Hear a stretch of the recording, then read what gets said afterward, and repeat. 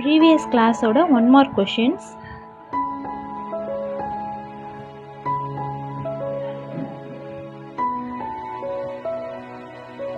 Two mark questions, then 3 mark ஒன்று இருக்குது, then 5 mark questions 2 கொடுத்துருக்கேன். நெக்ஸ்ட் டாபிக் பார்க்கலாம். Pure functions.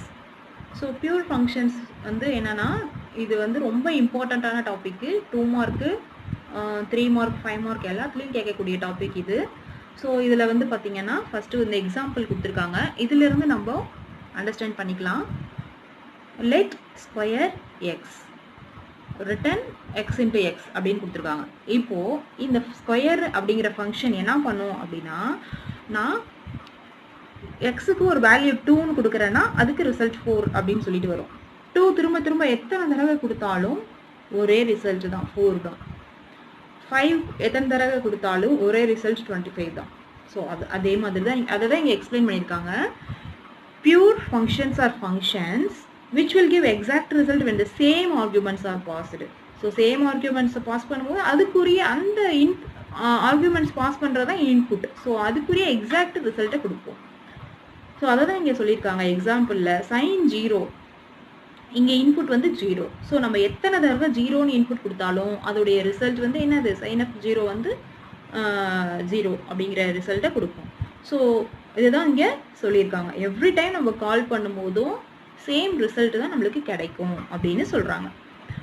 Function can be pure function provided it should not have any external variable. அதாவது நம்ம pure function use பண்ணுறோன்னா அங்கே என்ன இருக்கக்கூடாது அப்படிங்கிறாங்க, எக்ஸ்டர்னல் வேரியபிள்ஸ் இருக்கக்கூடாதுன்னு சொல்கிறாங்க. ஏன்னா which will alter the behavior of that variable. அந்த வேரியபிளோட பிஹேவியர் வந்து என்ன பண்ணிடுமா, change பண்ணிடுமா.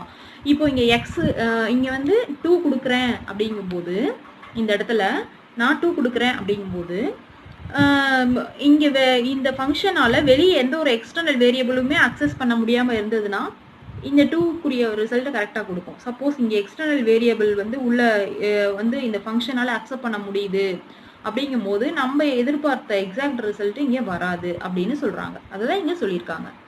Then there are various theoretical advantages of having pure functions. So pure functionsல சில advantages இருக்குங்கிறாங்க. one advantage என்ன சொல்கிறாங்க அப்படின்னா, இப்போ ஒரு ஃபங்க்ஷன் வந்து பியூராக இருக்குது அப்படின்னா, then if it is called several times with the same arguments. So அதே ஃபங்க்ஷனை சேம் ஆர்குமெண்ட்ஸு திரும்ப திரும்ப பாஸ் பண்ணுறோம். இப்போ நம்ம மல்டிபிள் கால் எதுக்கு பண்ணுறோம் அப்படின்னா, வெவ்வேறு வேல்யூஸ் அப்ளை பண்ணும் போது மல்டிபிள் கால்ஸ் நம்ம பயன்படுத்துவோம். ஆனால் சேம் ஆர்குமெண்ட்ஸே நம்ம பாஸ் பண்ணும்போது மல்டிபிள் டைம்ஸ் சேம் ஆர்குமெண்ட்ஸே பாஸ் பண்ணி கால் பண்ணும்போது கம்பைலர் என்ன பண்ணுவாங்க அப்படின்னா, அந்த ப்ராசஸை 1 டைம் மட்டும் செஞ்சுட்டு மற்ற கால்ஸ்லாம் என்ன பண்ணிடுவாங்கன்னா அவாய்ட் பண்ணிடுவாங்க அப்படின்னு சொல்கிறாங்க. இங்கே இருக்கக்கூடிய எக்ஸாம்பிள் பார்த்தோம்னா நம்ம நல்லா புரிஞ்சுக்கலாம். இப்போ பார்த்தீங்கன்னா ஐயோட வேல்யூ வந்து இனிஷியலைஸ் பண்ணியிருக்காங்க. அதுக்கப்புறம் strlen அப்படிங்கிற ஒரு ஃபங்க்ஷன் யூஸ் பண்ணியிருக்காங்க. இதில் எஸ்ஸுங்கிறது இதுக்குள்ளே இருக்கக்கூடிய பாராமீட்டர். ஸோ எஸ்ஸுக்கு நான் ஒரு வேல்யூ அனுப்புவேன். எஸ்ஸுக்கு அனுப்பக்கூடியது வந்து நான் இந்த ஸ்ட்ரிங் அனுப்புவேன். ஃபார் எக்ஸாம்பிள் நான் வெல் அப்படின்னு ஒரு ஸ்ட்ரிங் அனுப்புகிறேன்னா இதில் எத்தனை லெட்டர் இருக்கோ அதை கண்டுபிடிக்கும் strlenங்கிற ஃபங்க்ஷன். ஸோ கண்டுபிடிச்சி 4 அப்படின்னு வரனால 4ங்கிற வேல்யூவை இங்கே ஃபிக்ஸ் பண்ணிக்கும். இப்போ ஐயோட மதிப்பு 0ல் இருக்குது. ஸோ 0லேருந்து ஆரம்பித்து 4க்கு முன்னாடி இருக்க வேல்யூ வரைக்கும், தட் இஸ் 3. அப்போது 0லேருந்து 3 வரைக்கும் 4 டைம்ஸ் இந்த ஃபங்க்ஷன் பிளாகோட ஒர்க் நடக்கிற மாதிரி இங்கே கொடுத்துருக்காங்க. So do something which doesn't affect S. So எஸ்ஸோட வேல்யூவை அஃபெக்ட் பண்ணாத ஏதாவது ஒரு ஒர்க்கு இங்கே பர்ஃபார்ம் பண்ணணும். இப்போ ஃபார் எக்ஸாம்பிளுக்கு நான் இதே ஃபங்க்ஷனை இந்த ஒர்க்கை வந்து நான் இங்கே கொடுக்குறேன். அப்படி கொடுக்கும்போது எக்ஸோட வேல்யூ வந்து 2 அப்படின்னு சொல்லி கொடுக்குறேன். ரிட்டன் எக்ஸ் இன்ட்டு எக்ஸ் அப்படின்னு சொல்லிட்டு இங்கே கொடுக்குறேன். இப்போ 0th டைம் வந்து இதோட பிளாக் ஒர்க் ஆக ஆரம்பிக்குது. அப்போது எக்ஸோட வேல்யூ 2ங்கிறதுனால 4 ரிட்டன் ஆகும்.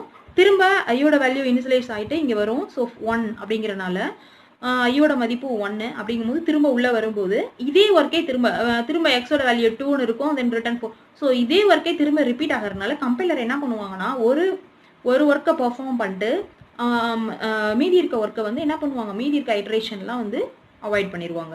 ஸோ அதை தான் இங்கே சொல்லியிருக்காங்க. இப்போ இப்போ இந்த ப்ரோக்ராமில் என்ன பார்த்தோமோ அது அப்படியே இந்த பேராகிராஃபில் உங்களுக்கு எக்ஸ்பிளைன் பண்ணியிருக்காங்க. இங்கே ஒரு பேராகிராஃப் கொடுத்துருக்காங்க இல்லையா? ஸோ இந்த பேராகிராஃபில் அப்படியே உங்களுக்கு எக்ஸ்பிளைன் பண்ணியிருக்காங்க. இதில் நீங்கள் கவனிக்க வேண்டிய விஷயம் என்னன்னா, strlen is a pure function because the function takes one variable as a parameter. ஒரே ஒரு வேரியபிளை பாராமீட்டராக வாங்கிக்குது, அப்புறம் வேல்யூ ஆக்சஸ் பண்ணிக்குது, அப்புறம் லென்த்தை கண்டுபிடிக்குது. அதை தான் இங்கே சொல்லியிருக்காங்க. Then this function reads external memory but it does not change it. அதாவது இது என்ன சொல்கிறாங்க அப்படின்னா, இந்த ஃபங்க்ஷன் வந்து என்ன பண்ணுதா, எக்ஸ்டர்னல் மெமரியை ரீட் பண்ணுதுன்னா, இங்கே நான் வெல்லுன்னு ஒரு வேல்யூ பாஸ் பண்ணுறேன் இல்லையா, ஒரு ஸ்ட்ரிங் வேல்யூ, அதை தான் எக்ஸ்டர்னல் மெமரின்னு சொல்கிறாங்க. வெளியே இருந்து வரக்கூடிய வேல்யூவை வாங்கி அதோட லென்த்தை கண்டுபிடிச்சதுக்கப்புறம் தான் இந்த ஃபங்க்ஷனுக்குள்ளேயே நம்மளால் நுழைய முடியுது. Then and does not change it. So ஆனால் நம்ம வாங்கின அந்த வேல்யூவில் எந்த சேஞ்சும் நம்ம பண்ணுறதில்ல. அண்ட் அந்த வேல்யூ ரிட்டர்ன்டு. ஸோ நம்ம ரிட்டர்ன்டுனா என்னது, அந்த ஃபங்க்ஷனோட பாடியில் நம்ம பண்ணுற ஒர்க்கு பண்ணி ஒரு ரிசல்ட்டை கொடுப்போம் இல்லையா, அந்த ஒர்க்கு எப்படி நடக்குது அப்படின்னா, எக்ஸ்டர்னல் மெமரியில் நான் வேல்யூ இந்த ஃபங்க்ஷன் பாடியில் எப்படி ஒர்க் நடக்குது அப்படின்னா, நான் வெளியே இருந்து வேல்யூ பாஸ் பண்ணதுனால தான் எனக்கு லென்த்து கண்டுபிடிச்சி இந்த கண்டிஷன் கரெக்டாக இருக்கனால ஃபங்க்ஷனுக்குள்ளேயே நுழைஞ்சு என்னோட ப்ராசஸை என்னால் செய்ய முடியுது. ஸோ ப்ராசஸை செய்கிறதுக்கு இவங்க யூஸ் ஆகுறாங்க, ஆனால் இவங்களை நம்ம எந்த சேஞ்சும் பண்ணுறதில்ல. ஸோ நம்மளோட ப்ராசஸில் கரெக்டாக நம்ம எதிர்பார்த்த ரிசல்ட் நம்மளுக்கு கிடைக்கிது. ஸோ அதுதான் இங்கே சொல்லியிருக்காங்க. Evaluation of pure functions does not cause any side effects to its output. So இந்த பியூர் ஃபங்க்ஷனில் அவுட்புட்டோட ரிசல்ட்டில் எந்த ஒரு சைடு எஃபெக்ட்டுமே இருக்காது அப்படின்னு சொல்லியிருக்காங்க. இம்பியூர் ஃபங்க்ஷன்ஸ் பற்றி பார்ப்போம். இங்கே ஒரு எக்ஸாம்பிள் கொடுத்துருக்காங்க. இதை வச்சு இதை படிக்கும்போது ஈஸியாக புரியும். லெட் ரேண்டம் நம்பர் அப்படின்னு ஒரு ஃபங்க்ஷன் நேம் கொடுத்துருக்காங்க. இங்கே ஒரு வேரியபிள் டிக்ளேர் பண்ணியிருக்காங்க. இந்த வேரியபிளோட வேல்யூவை எப்படி இந்த வேரியபிளுக்கு வேல்யூ கிடைக்குதுன்னா, இந்த ஃபங்க்ஷன் கால் ஆகும், ரேண்டம் அப்படிங்கிற ஃபங்க்ஷன் கால் ஆகும். ஸோ இந்த ஃபங்க்ஷனோட ப்ராசஸ் இந்த இடத்துல சம்திங் ஏதாவது இதோடைய பிளாக் இங்கே இருக்குது அப்படின்னா, இதில் ஏதாவது சம்திங் ப்ராசஸ்லாம் நடத்தி அதிலிருந்து என்ன வேல்யூ கிடைக்கும், நம்ம ஏதாவது இன்புட் கொடுப்போம். ஸோ அந்த இன்புட்டை வச்சு சம்திங் ப்ராசஸ் முடிச்சு ஏதாவது வேல்யூ இது ரிட்டர்ன் பண்ணும். ஸோ இது ரிட்டர்ன் பண்ணுற வேல்யூ இங்கே போகும். ஸோ எங்கே கால் ஆச்சோ இங்கேருந்து தானே கால் பண்ணுச்சு. ஸோ இங்கே வந்து இந்த வேல்யூ வந்து ரிட்டர்ன் ஆகுது. இங்கே ரிட்டர்ன் பண்ணுற வேல்யூ சப்போஸ் 4 இருக்குது அப்படின்னா இது ஏக்கு அசைன் ஆகும். அப்போது ஏ இந்த கண்டிஷனுக்கு வரும்போது இந்த கண்டிஷன் ஃபால்ஸ் ஆகிடுது. அப்போது இது என்ன பண்ணுது, எல்ஸுக்கு வருது, 10 வந்து ஸ்க்ரீனில் காமிக்குது, 10ங்கிற வேல்யூவை ஸ்க்ரீனில் காமிக்குது. இப்போ சப்போஸ் ரேண்டமில் கிடைக்கக்கூடிய இன்புட்ஸ் வச்சு ஏதாவது ஒரு ஒர்க்கு நடந்து அதுக்கு கிடைக்கக்கூடிய ரிசல்ட்டு 12 அப்படின்னா ஏக்கு 12 அப்படிங்கிறது அசைன் ஆகும். ஸோ 12 இஸ் இந்த கண்டிஷன் ட்ரூ ஆகிடும். தென் 12 அப்படிங்கிறது ஸ்க்ரீனில் தெரியும். அப்போது இந்த ஃபங்க்ஷனில் இதோடைய ஒர்க்கு யாரை சார்ந்து இருக்குது, யாரை டிபெண்ட் பண்ணி இருக்குன்னா, இந்த வெளியே இருக்கக்கூடிய எக்ஸ்டர்னல் மெமரியை டிபெண்ட் பண்ணியிருக்கு. எக்ஸ்டர்னல் மெமரின்னு யாரை இங்கே சொல்கிறோன்னா, ரேண்டம்ங்கிற ஃபங்க்ஷன். ஸோ இது வெளியே போயிட்டு ரேண்டமில் என்ன வேல்யூ கிடைக்குதோ அதை இங்கே கொண்டாந்து அசைன் பண்ணுது. ஸோ இந்த ஃபங்க்ஷனுக்கு வெளியே இருக்கக்கூடிய எக்ஸ்டர்னல் வேரியபிள் இருக்கு இல்லையா, ஏ. ஸோ இதை சார்ந்து தான் இதோடைய ரிட்டர்ன் பண்ணக்கூடிய ரிசல்ட்டு இருக்குது. அப்போது ஒவ்வொரு தடவையும் நான் கால் பண்ணும்போது இந்த ஃபங்க்ஷனில் என்ன ஒர்க் நடந்து என்ன ரிசல்ட் வரும் அப்படிங்கிறது என்னால் ஷியோராக சொல்ல முடியாது. ஆனால் இந்த ஃபங்க்ஷனில் பாருங்களேன், பியூர் ஃபங்க்ஷன் நம்ம பார்த்தோம் இல்லையா எக்ஸாம்பிள், இது வந்து எக்ஸ்டர்னல் மெமரி தான். அதே மாதிரி இங்கே ரேண்டம்ங்கிற மாதிரி இங்கே எஸ்டிஆரில் என்ன, இது ஒரு எக்ஸ்டர்னல் மெமரி தான். இதோட வேல்யூ வந்து இங்கே கண்டுபிடிக்குது 4 அப்படின்ட்டு. ஆனால் do something which doesn't affect s. அதாவது இந்த sங்கிற வேல்யூ வெளியே இருந்து நான் வாங்கின வேல்யூ வந்து ஃபங்க்ஷனுக்குள்ளே நான் இருக்கக்கூடிய ஒர்க்கை வந்து என்ன பண்ணாது, அஃபெக்டே பண்ணாத மாதிரி தான் இதில் ப்ராசஸ் இருக்கும். இது வந்து எதுக்கு யூஸ் ஆகுது அப்படின்னா, ஜஸ்ட் ஐட்ரேஷனுக்கு மட்டும், ப்ரோக்ராமோட ஐட்ரேஷனுக்கு மட்டும் இது யூஸ் ஆகும் இந்த வேல்யூ. ஆனால் இது உள்ளுக்குள்ளே இருக்கக்கூடிய ஸ்டேட்மெண்ட்ஸ் நான் கொடுக்கக்கூடிய, நான் இப்போ பாஸ் பண்ணக்கூடிய பாராமீட்டர்ஸ் தகுந்த மாதிரி இது எக்ஸாக்ட் ரிசல்ட்டை கொடுக்கும். ஆனால் இது வந்து என்ன பண்ணும் அப்படின்னா, வெளியே இருக்கக்கூடிய எக்ஸ்டர்னல் மெமரியை பொறுத்து தான், எக்ஸ்டர்னல் மெமரி ரிட்டர்ன் பண்ணக்கூடிய வேல்யூவை பொறுத்து தான் இந்த ஃபங்க்ஷனுடைய ரிசல்ட்டு அமையுது. ஸோ அப்போ இது வந்து நம்ம ஷியோராக அதை தான் இங்கே சொல்லியிருக்காங்க. The variables used inside the function may cause side effects, though the function which are not passed with any arguments. So இந்த இடத்துல எந்த ஒரு ஆர்குமெண்ட்ஸுமே நம்ம ஃபங்க்ஷனுக்கு பாஸ் பண்ணலனாலும் அதில் யூஸ் பண்ணக்கூடிய வேரியபிள்ஸில் சைடு எஃபெக்ட்ஸ் வரும்னு சொல்கிறாங்க. சைடு எஃபெக்ட்ஸ்ன்னு யாரை சொல்கிறாங்கன்னா இந்த இடத்துல இந்த வெளியே எக்ஸ்டர்னல் வேரியபிள் இருக்கு இல்லையா, ஃபங்க்ஷனுக்கு வெளியே இருக்கக்கூடிய எக்ஸ்டர்னல் வேரியபிள் தான் இந்த சைடு எஃபெக்ட்ஸ் அப்படின்னு சொல்கிறாங்க. In such cases the function is called impure function. So இந்த மாதிரி ஃபங்க்ஷன்ஸ் தான் நம்ம இம்பியூர்னு சொல்கிறோம். when a function depends on variables or functions outside of its definition block. அதுதான் இந்த ஃபங்க்ஷன் வந்து அவுட் சைடில் இருக்கக்கூடிய வேரியபிள்லையோ இல்லை ஒரு ஃபங்க்ஷனையோ சார்ந்து இருந்துச்சுன்னா you can never be sure that the function will behave the same every time it's called. So அப்போ நம்ம எதில் நம்ம ஷியோராக இருக்க முடியாது, இது ரிட்டர்ன் பண்ணக்கூடிய ரிசல்ட்டு இதுதான் வரும் அப்படிங்கிறத நம்ம ஷியோராக சொல்ல முடியாது. ஏன்னா ஒவ்வொரு தடவை ரேண்டம் கால் ஆகும்போது இதில் என்ன இன்புட் வாங்கி என்ன ஒர்க் நடக்கும், என்ன ரிசல்ட் ரிட்டர்ன் ஆகும் அப்படிங்கிறது நம்மளால ஷியோராக சொல்ல முடியாது. அதுதான் இங்கே சொல்கிறாங்க. தென் for example the mathematical function random will give different outputs for the same function call. So same function call என்ன பண்ணுதா, random different output. side effects impure functionல தான் வரும். as you are aware function has side effects when it has observable iteration with the outside world. அதாவது side effect எப்போ வரும் அப்படின்னா அந்த outside variables. இப்போது பியூரில் பார்த்தோம், இந்த அவுட் சைடு வேரியபிள் உள்ளுக்குள்ளே அப்சர்வ் ஆகலை, ஜஸ்ட் ஐட்ரேட் மட்டும் பண்ணுது, இது பியூர். இதில் உள்ளுக்குள்ளே இந்த எக்ஸ்டர்னல் வேல்யூ வந்து என்ன ஆகுது, உள்ளுக்குள்ளே அப்சர்வ் ஆகுது, அதனால் இது இம்பியூர். ஸோ அதை தான் இங்கே சொல்லியிருக்காங்க. Side effects as you are aware function has side effects when it has observable iteration. So அந்த ஐட்ரேஷன் மூலமாக அந்த வேல்யூ உள்ளேயும் ஃபங்க்ஷனுக்குள்ளேயும் அப்சர்வ் ஆகுது. ஸோ அதனால் there are situations our functions can become impure though our goal is to make our functions pure. So இந்த மாதிரி சுச்சுவேஷன்ஸில் தான் நம்ம பியூர் ஃபங்க்ஷனாக உருவாக்கணும்னு நினச்சாலும் என்ன ஆகுது, இம்பியூர் ஆகிடுது. அதாவது அந்த ஃபங்க்ஷன் வந்து வெளியே இருக்கக்கூடிய எக்ஸ்டர்னல் வேரியபிளை அக்சஸ் பண்ணிக்கிற மாதிரி இருந்ததுன்னா இந்த மாதிரி ஆகிடும் அப்படின்னு சொல்கிறாங்க. Just to clarify, remember that side effect is not a necessary bad thing. So side effect வந்து bad thing கிடையாது, சில நேரங்களில் அது பயன்படுது. எப்படின்னா they are useful especially outside functional programming paradigm. அதாவது என்னன்னா ஒரு சில ப்ரோக்ராமிங் வந்து அவுட் சைடு நடக்கக்கூடிய சேஞ்சஸ் வச்சு ப்ரோக்ராம் பண்ணுவோம் இல்லையா. ஃபார் எக்ஸாம்பிளுக்கு டே டு டேட் என்ன சேஞ்ச் ஆகுதோ அது ஸ்க்ரீனில் காமிக்கிறதுக்கு, டைம் என்ன டைம் இப்போது அப்படின்னு சொல்லிட்டு அது என்ன டைம் சேஞ்ச் ஆகிட்டே இருக்கும், டேட்டும் சேஞ்ச் ஆகிட்டே இருக்கும். ஸோ அந்த மாதிரி ப்ரோக்ராமிங்கில் இது யூஸ்ஃபுல்லாக இருக்கும் அப்படின்னு சொல்கிறாங்க. மாடிஃபை வேரியபிள் அவுட் சைடே ஃபங்க்ஷன், அதாவது ஃபங்க்ஷனுக்கு வெளியே இருக்கக்கூடிய வேரியபிளோட வேல்யூவை என்ன பண்ணுறோம், நம்ம சேஞ்ச் பண்ணுறோம். இது ஒரு இம்பியூர் ஃபங்க்ஷனோட கான்செப்ட் தான். இங்கே ஒரு ப்ரோக்ராம் கொடுத்துருக்காங்க. Let y is equal to 0, ஒய்ங்கிற ஒரு வேரியபிளுக்கு வேல்யூ இனிஷியலைஸ் பண்ணியிருக்காங்க. இங்க் அப்படிங்கிறது என்னது, ஃபங்க்ஷன் நேமு. எக்ஸுங்கிறது இதோடைய பாராமீட்டரு. ரெண்டுக்கும் டேட்டா டைப் கொடுத்துருக்காங்க. ஒய் ப்ளஸ் எக்ஸ்ன்னு கொடுத்துருக்காங்க. இப்போது எக்ஸுக்கு சப்போஸ் நான் 2 அப்படிங்கிற ஒரு வேல்யூ பாஸ் பண்ணுறேன் அப்படின்னா 0 + 2 அப்படிங்கிறது ஒய்க்கு ஸ்டோர் ஆகி அந்த வேல்யூ ரிட்டர்ன் ஆகும். மறுபடியும் இது ரொட்டீனாக கால் ஆகும்போது ஒய்யோட வேல்யூ வந்துட்டு ஆல்ரெடி 2 இருக்குது, இப்போ நான் எக்ஸுக்கு வந்து 5ன்னு அனுப்புகிறேன் அப்படின்னா 2 + 5 7. ஸோ இந்த மாதிரி இந்த ஒய் அவுட் சைடில் இருக்க ஃபங்க்ஷனுக்கு, இங்க்குங்கிற ஃபங்க்ஷனுக்கு அவுட் சைடில் இருக்கக்கூடிய இந்த ஒய்ங்கிற வேரியபிள் இந்த இடத்துல என்ன ஆகுது, ஒவ்வொரு தடவையும் அது ரிட்டர்ன் பண்ணக்கூடிய வேல்யூ சேஞ்ச் ஆகிட்டே இருக்குது, சேம் வேல்யூ வரல. ஸோ அதை தான் இங்கே கொடுத்துருக்காங்க. One of the most popular groups of side effects is modifying the variable outside of function. So function கூட அவுட் சைடில் இருக்கக்கூடிய வேரியபிளோட வேல்யூவை சேஞ்ச் பண்ணுற கான்செப்ட் பற்றி இங்கே கொடுத்துருக்காங்கன்னு சொல்லியிருக்காங்க.